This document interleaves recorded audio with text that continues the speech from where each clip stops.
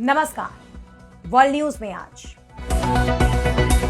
Donald Trump को यह अंदाजा नहीं था कि ईरान कितना ताकतवर है। वो उसे वेनेजुएला मान रहे थे, लेकिन 10 दिन की जंग के बाद ट्रंप अब सरेंडर करते दिखाई दे रहे हैं। वो सीजफायर की बात करने लगे हैं।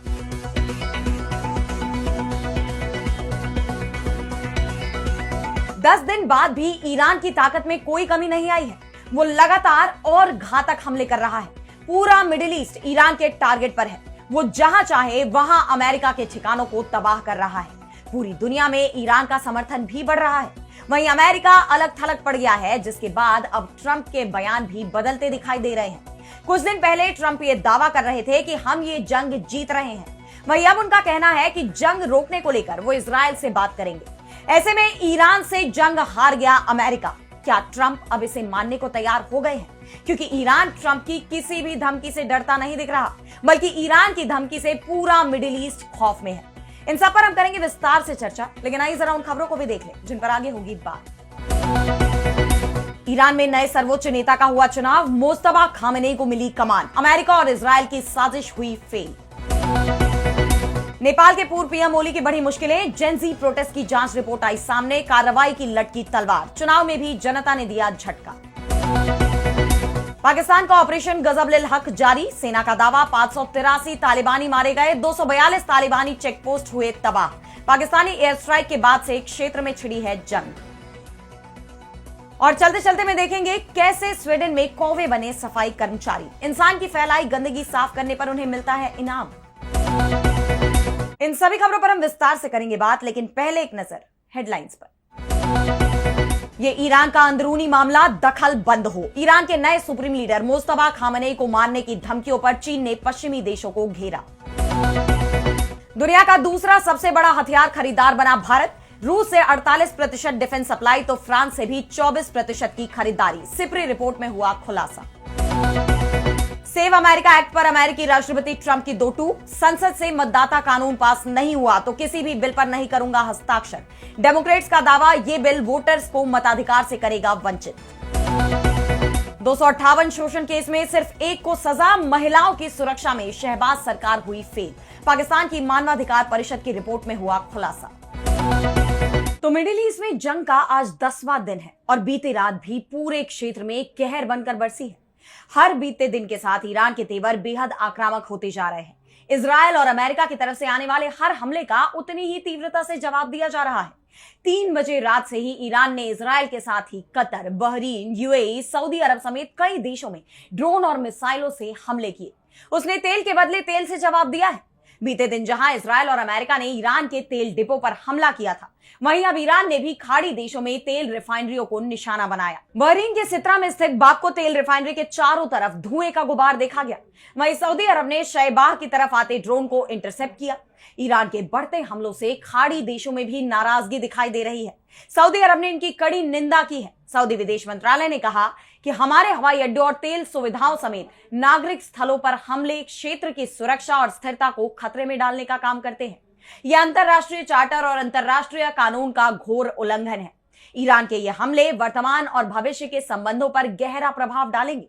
अगर ईरान ने अरब देशों पर हमले जारी रखे तो वो इसमें सबसे बड़ा हारने वाला देश साबित होगा। खाड़ी देशों की बढ़ती नाराजगी पूरे क्षेत्र को गंभीर संकट में डाल सकती है। अगर इस जंग में खाड़ी देश भी शामिल हो जाते हैं तो ये तय है कि दुनिया में तीसरा विश्व युद्ध छिड़ने वाला है। ऐसे में रूस ने तुरंत संयुक्त राष्ट्र सुरक्षा परिषद के स्थायी सदस्यों का आपात शिखर सम्मेलन बुलाने की मांग की है। रूस ने कहा कि दुनिया में कानून का राज खत्म हो चुका है। अंतरराष्ट्रीय कानून कानूनी तौर पर मौजूद है, लेकिन अब वास्तविक रूप से नहीं है। आज कोई भी देश दूसरे को अंतरराष्ट्रीय कानून का पाठ नहीं पढ़ा सकता। इससे साफ है कि जंग ने पूरी दुनिया की चिंता बढ़ा दी है। लेकिन ना तो अमेरिका और इजरायल के हमले रुक रहे और ना ही ईरान का जवाबी हमला। इस बीच ईरान ने अमेरिका को चेताते हुए युद्ध को लेकर अपना रुख दोबारा साफ किया है। ईरान के विदेश मंत्री अब्बास अरागची ने कहा कि मिडिल ईस्ट में अमेरिकी सैन्य ठिकानों पर हमला आत्मरक्षा के अधिकार का हिस्सा है। हमारी मिसाइलें अमेरिका तक नहीं पहुंच सकती है। ऐसे में ईरान अपनी रक्षा के लिए जो कर सकता है वो कर रहा है। फिलहाल हम काफी काबिल हैं। हमारे पास बहादुर सैनिक हैं जो हमारी जमीन में घुसने वाले किसी भी दुश्मन का इंतजार कर रहे हैं, उनसे लड़ने के लिए और उन्हें मारने और खत्म करने के लिए। ये युद्ध ईरान की पसंद नहीं है, बल्कि अमेरिका और इजराइल ने उस पर थोप दिया है। लेकिन उन्हें यह बताना होगा कि उन्होंने यह हमला क्यों शुरू किया, इससे पहले कि हम सीज फायर पर विचार करने की नौबत तक पहुंचे। ईरान ने साफ कर दिया है कि मिडिल ईस्ट में मची तबाही के लिए पूरी तरह अमेरिका और इजराइल जिम्मेदार है। वो केवल अपना बचाव कर रहा है। वहीं अमेरिका के राष्ट्रपति डोनाल्ड ट्रंप ने युद्ध के लिए ईरान के रवैये को जिम्मेदार ठहराया है। उन्होंने द टाइम्स ऑफ इजराइल को बताया कि अगर मैं ना होता तो ईरान इजराइल और आसपास के देशों को खत्म कर देता। ईरान के साथ युद्ध कब खत्म होगा, इस पर अंतिम फैसला अमेरिका का होगा, लेकिन इसमें नेतन्याहू की राय भी शामिल रहेगी। दोनों ही पक्षों की तरफ से एक दूसरे पर आरोप लगाए जा रहे हैं, लेकिन इस जंग का नुकसान पूरी दुनिया को ही उठाना पड़ रहा है। दुनिया भर में तेल की कीमतें आसमान छू रही हैं। अल जजीरा की रिपोर्ट के मुताबिक कच्चे तेल की कीमतें $115 प्रति बैरल से ज्यादा पहुंच गई हैं, जिससे ऊर्जा जगत में हाहाकार मच गया है। आर्थिक मोर्चे पर बढ़ती अनिश्चितता के चलते दुनिया भर के बाजारों में भारी गिरावट देखी जा रही है और इसे लेकर पूरी दुनिया टेंशन में है। लेकिन ट्रंप का कहना है कि इस युद्ध के नतीजे से दुनिया को जो राहत मिलेगी, उसके मुकाबले में तेल की कीमतों में यह बढ़ोतरी बहुत छोटी कीमत है। वैसे युद्ध के नतीजों पर बात करते हुए अमेरिकी सीनेटर लिंडसे ग्राहम ने जो बयान दिया है, उसने अमेरिका की मंशा पर भी गंभीर सवाल खड़े कर दिए हैं। उनका कहना है कि ईरान पर हमले का असली मकसद उसके तेल भंडार पर कब्जा करना है। यानी अपने फायदे के लिए अमेरिका ने पूरे मिडिल ईस्ट में तबाही मचा दी है। ऐसे में इस जंग को लेकर अमेरिका ही सवालों से घिर गया है। और अब बढ़ते हैं अगली खबर की तरफ, जहां हम बात करेंगे ईरान में नए सुप्रीम लीडर के चुनाव की। तो मिडिल ईस्ट में जंग की शुरुआत अमेरिका और इजराइल ने की। ऐसे में उन्हें शुरुआत में बड़ी सफलता भी हासिल हुई। अपने पहले ही हमले में उन्होंने ईरान के supreme leader ayatollah Ali Khamenei को मार दिया। अमेरिका और इजराइल को उम्मीद थी कि वेनेजुएला की तरह ईरान में भी उन्होंने इस वार के साथ ही जंग जीत ली है, लेकिन हकीकत में ऐसा नहीं हुआ। बल्कि ईरान ने जो पलटवार किया, उससे अब कैसे निपटा जाए, अमेरिका और इजराइल के लिए यह चिंता की बात हो गई है। जंग के बीच ईरान बहुत ही तेजी से खुद को मजबूत भी बना रहा है, जिसके लिए सबसे जरूरी था देश का नेतृत्व चुनना, और अब उसे इसमें भी कामयाबी मिल गई है।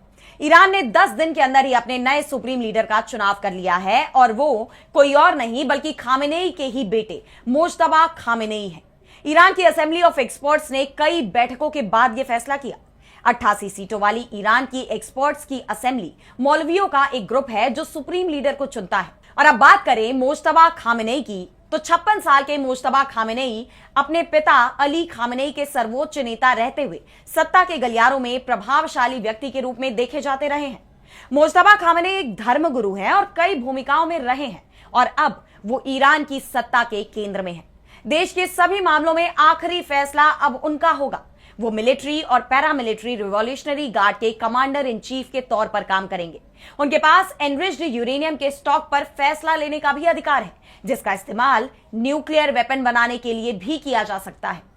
भीषण जंग और इजराइल की नए सुप्रीम लीडर को भी मार देने की धमकियों के बीच मोज्तबा के नाम का यह ऐलान हुआ है, जिसके बाद ईरान की सुप्रीम नेशनल सिक्योरिटी काउंसिल के सेक्रेटरी अली लारिजानी ने अमेरिका और इजराइल पर तंज कसते हुए कहा कि तेहरान के दुश्मनों को लगा था कि अली खामेनेई की मौत के बाद देश डेडलॉक में पहुंच जाएगा, लेकिन असेंबली ने आखिरकार मोज्तबा खामेनेई को चुनने का फैसला लिया है।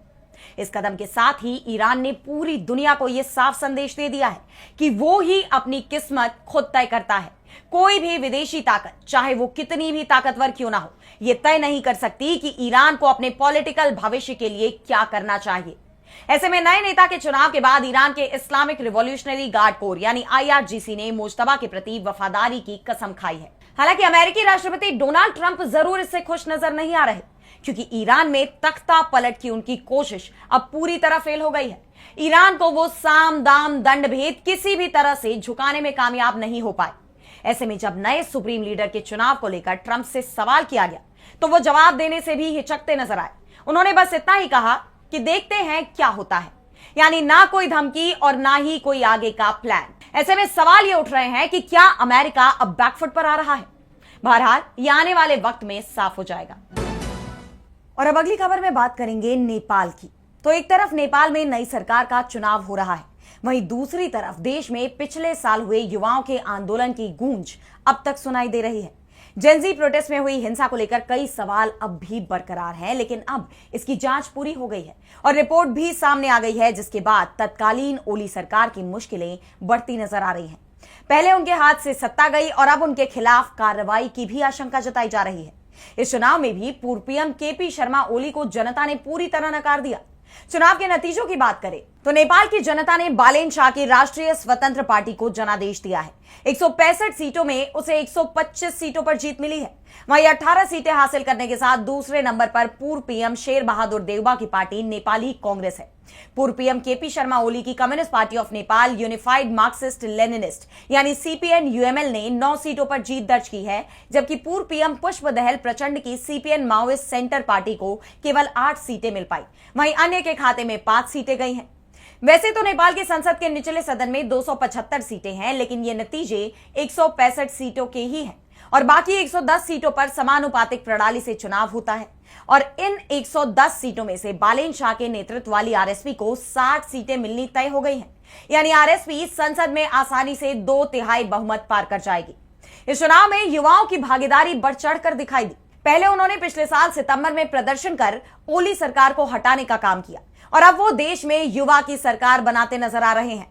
हालांकि उस प्रदर्शन के दौरान जिन लोगों की जान गई, बड़े पैमाने पर जो आगजनी और तोड़फोड़ की गई, जो हिंसा हुई, उसकी जांच के लिए गठित उच्च स्तरीय आयोग ने अपनी रिपोर्ट अंतरिम सरकार को सौंप दी है। रिपोर्ट में हिंसा के लिए तत्कालीन प्रशासन को दोषी ठहराया गया है। आयोग के अध्यक्ष गौरी बहादुर कार्की ने कहा कि यह घटना मुख्य रूप से तत्कालीन सरकार के कुशासन और अक्षमता के कारण घटी।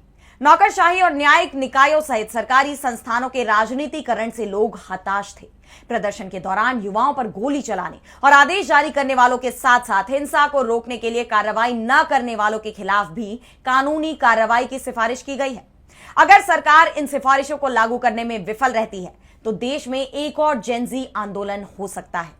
इस रिपोर्ट के सामने आने के बाद तत्कालीन ओली सरकार मुश्किलों से घिर गई है, लेकिन सबसे जरूरी बात जो इस जांच रिपोर्ट में सामने आई वो ये चेतावनी कि अगर अभी भी नेपाल सरकार के रुख में बदलाव नहीं आया तो देश में एक बार फिर आंदोलन खड़ा हो सकता है। बहरहाल अब देखना यह होगा कि बालेन शाह के नेतृत्व में नेपाल किस दिशा में आगे बढ़ता है। और अब अगली खबर में बात करेंगे पाकिस्तान और अफगानिस्तान के बीच जारी संघर्ष की। तो मिडिल ईस्ट में तो पहले से ही जंग छिड़ी हुई है और इधर दक्षिण एशिया में भी पाकिस्तान और अफगानिस्तान के बीच चल रही जंग थमने का नाम नहीं ले रही। बॉर्डर पर तनाव जारी है और यह तनाव दिन प्रतिदिन और खतरनाक रूप लेता जा रहा है। और अब पाकिस्तान ने दावा किया है कि सीमा पर चल रहे सैन्य अभियान में उसके सुरक्षा बलों ने 583 अफगान तालिबान लड़ाकों को मार गिराया है। ये जानकारी पाकिस्तान सरकार की तरफ से जारी आधिकारिक आंकड़ों में दी गई। पाकिस्तान के सूचना मंत्री अता उल्ला तरार ने सोशल मीडिया पर इस ऑपरेशन की पूरी जानकारी दी। उन्होंने बताया कि तालिबान को भारी जानमाल का नुकसान हुआ है। अब तक 583 लड़ाके मारे गए हैं और 795 घायल हुए हैं। तालिबान के 213 टैंक, बख्तरबंद गाड़ियां और तोपें नष्ट कर दी गई हैं। उन्होंने अफगानिस्तान के 64 ठिकानों को हवाई हमलों के जरिए निशाना बनाने की भी बात कही। और इतना ही नहीं, पाकिस्तानी सेना ने तालिबान की 242 चेकपोस्ट तबाह करने का भी दावा किया है। इसके अलावा 38 अन्य पोस्ट पर कब्जा करने के बाद उन्हें भी तबाह कर दिया गया। इसी बीच चमन सीमा क्षेत्र में सुरक्षा बलों ने तहरीके तालिबान पाकिस्तान यानी टीटीपी के 3 आतंकवादियों की घुसपैठ की कोशिश को नाकाम कर दिया है। बता दें कि चमन सीमा पाकिस्तान के बलूचिस्तान प्रांत और अफगानिस्तान के कंधार को जोड़ने वाला एक प्रमुख व्यापारिक मार्ग है। गौरतलब है कि पाकिस्तान ने तालिबान के खिलाफ 26 फरवरी को ऑपरेशन गजब लिल हक लॉन्च किया था, जिसके बाद दोनों देशों के बीच का टकराव बढ़ गया। अफगान तालिबान ने सीमा के पास पाकिस्तान के 53 ठिकानों पर हमले किए। इसके जवाब में पाकिस्तान ने यह अभियान शुरू किया और तब से ही पाकिस्तान काफी आक्रामक रुख अपनाए हुए है। उसने साफ कह दिया है कि यह अभियान तब तक जारी रहेगा जब तक सीमा पार से होने वाले आतंकवाद का खतरा पूरी तरह खत्म नहीं हो जाता। मतलब साफ है कि पाकिस्तान झुकने वाला नहीं है और अफगानिस्तान पर हमले जारी रखेगा। और उसके इस ऑपरेशन में अफगानिस्तान को होने वाले नुकसान के बारे में भी पाकिस्तान की तरफ से जानकारी दी गई है। हालांकि पाकिस्तान ने यह तो बताया कि तालिबान को कितना नुकसान हुआ, उसने कहां कहां हमले किए, लेकिन उसकी तरफ से यह नहीं बताया गया कि इस दौरान पाकिस्तान को कितना नुकसान उठाना पड़ा है। और इसे लेकर पाकिस्तान सरकार पर कई सवाल भी उठ रहे हैं। और अब चलते चलते मैं बात करेंगे कैसे कौवा बना सफाई कर्मी। तो गंदगी फैलाने में इंसान सबसे आगे है। सड़कों पर बिखरा रहने वाला कचरा इसका सबसे बड़ा उदाहरण है। चिप्स के पैकेट से लेकर पानी की बोतल तक ये सारी चीजें जगह जगह फैली देखने को मिलती रहती हैं। और आज की तारीख में तो कचरे का मैनेजमेंट एक बड़ी चुनौती ही बन गया है। ऐसे में इन चीजों से निपटने के लिए सरकार की तरफ से कई बड़े कदम भी उठाए जाते रहे हैं, लेकिन ये समस्या खत्म होती नहीं दिख रही। और इस बीच इंसान की इसी लापरवाही और सड़कों पर बिखरे कचरे से निपटने के लिए स्वीडन ने एक अनोखा तरीका निकाला है। इस काम के लिए कौवों को ट्रेनिंग दी जा रही है।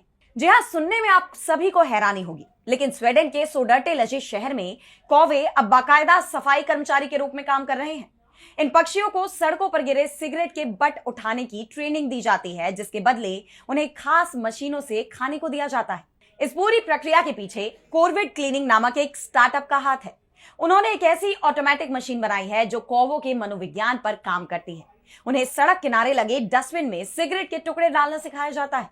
और सबसे खास बात तो यह है कि इन कौवों को इनाम के तौर पर खाने के लिए मूंगफली दी जाती है। वहीं अगर कौवे सिगरेट की जगह कुछ और डस्टबिन में डालते हैं तो उन्हें इनाम नहीं दिया जाता। कॉर्विड क्लीनिंग की वेबसाइट पर बताया गया कि डस्टबिन को खास तरह से डिजाइन किया गया है। जैसे ही कौवे सिगरेट के टुकड़े डालते हैं, उनके लिए मूंगफली बाहर निकल आती है, लेकिन अगर वो पत्थर या पत्तियों जैसा कुछ और डस्टबिन में डाल देते हैं तो उन्हें कोई इनाम नहीं मिलता। वैज्ञानिकों का मानना है कि पक्षियों में कोरविड परिवार, जिसमें कौवे और मैगपाई शामिल हैं, वो दुनिया के सबसे बुद्धिमान जीवों में से एक होते हैं। वो एक दूसरे को देखकर जल्दी काम सीख लेते हैं। वो लेन देन या रिवॉर्ड सिस्टम को बहुत अच्छे से समझते हैं। हालांकि कुछ पर्यावरणविदों ने इस पर चिंता जाहिर की है।